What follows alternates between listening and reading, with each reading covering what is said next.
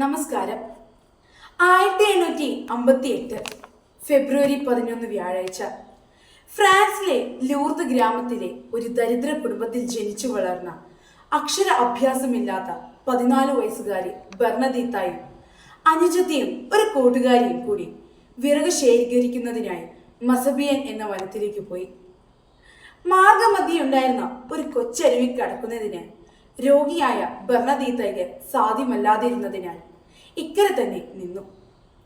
അപ്പോൾ ഒരു കാറ്റ് വീശി അടുത്തുള്ള ഗ്രോട്ടോയിലേക്ക് ചില വൃക്ഷങ്ങളുടെ ശാഖകൾ അവളെ മാടി വിളിക്കുന്നത് പോലെ തോന്നി. കണ്ണൻ ചിമ്പിക്കുന്ന വെള്ള വസ്ത്രവും നീല നിറത്തിലുള്ള അരക്കെട്ടും തത്തതുല്യമായ ഒരു ശിരോവസ്ത്രവും ധരിച്ച് ഒരു സ്വർണ്ണ ജപമാല കയ്യിലേന്തി ഒരു യുവതി ആ ഗ്രോട്ടോയിൽ നിൽക്കുന്നത് കണ്ടു. സ്വർണ്ണ ദീപ്തിയോട് കൂടിയുള്ള പ്രകാശം ആ യുവതിയുടെ പാദത്തിന്റെ താഴെയുണ്ടായിരുന്നു. ബെർണദീത്തായും ആ യുവതിയും ഒരുമിച്ച് ജപമാല ചൊല്ലി. ത്രിത്വസ്തുതി മാത്രമേ ആ യുവതി ചൊല്ലിയിരുന്നുള്ളൂ. ജപമാലയുടെ അന്ത്യത്തിൽ പുഞ്ചിരിച്ചുകൊണ്ട് അല്പമൊന്ന് കുനിഞ്ഞ് അവൾ തിരോധാനം ചെയ്തു. 11 തവണ ഇത്തരത്തിൽ മാതാവ് പ്രത്യക്ഷപ്പെട്ടു.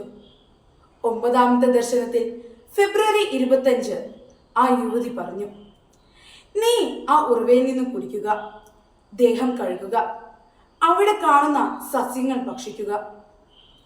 അവിടെ ഇവയൊന്നും കാണാതിരുന്നതിനാൽ അവൾ അടുത്തുള്ള ഗീവ് നദിയുടെ അടുത്തേക്ക് പോയി. ഉടനെ ആ സ്ത്രീ അവളെ വിളിച്ചു സ്ഥലം ചൂണ്ടിക്കാണിച്ചു. ബെർണദീത്ത ആ സ്ഥലത്ത് ഇളക്കി നോക്കി. ഉടൻ അവിടെ നിന്നൊരു അരുവി പുറപ്പെട്ടു.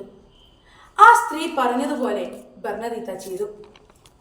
4 ദിവസങ്ങൾക്ക് ശേഷം ഒരു അന്ധനായ കല്ലുവെട്ടുകാരൻ ആ ഉറവയിൽ മുഖം കഴുകാനെത്തുകയും ഉടനടി തന്നെ അദ്ദേഹത്തിന് കണ്ണുകളിലേക്ക് തളിച്ച വെള്ളം അദ്ദേഹത്തിന് കാഴ്ച നൽകുകയും ചെയ്തു. ദിനം പ്രതി ആ ഉറവയിൽ നിന്നും 2000 ഗ്യാലൻ വെള്ളം വന്നുകൊണ്ടിരുന്നു. 1858 മാർച്ച് 25 മംഗളവാർത്ത തിരുനാൾ ദിവസം ബെർണദീത്തയ്ക്ക് കാണപ്പെട്ടുകൊണ്ടിരുന്ന ആ യുവതി അമ്നോൽഭ എന്നാണ് തന്റെ പേരെന്ന് വെളിപ്പെടുത്തി. ജൂലൈ 16 അവസാന ദർശനം.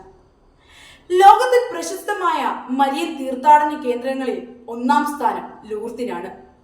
ദിവസം തോറും അവിടെ ദിവ്യകാരുണ്യ പ്രദക്ഷിണവും ജപമാല പ്രദക്ഷിണവും നടത്തുന്നുണ്ട്. തിരുനാൾ ദിവസങ്ങളിൽ ഇവിടെ അനേകം രോഗശാന്തികൾ നടക്കുന്നതുമായി രേഖപ്പെടുത്തുന്നുണ്ട്. നന്ദി.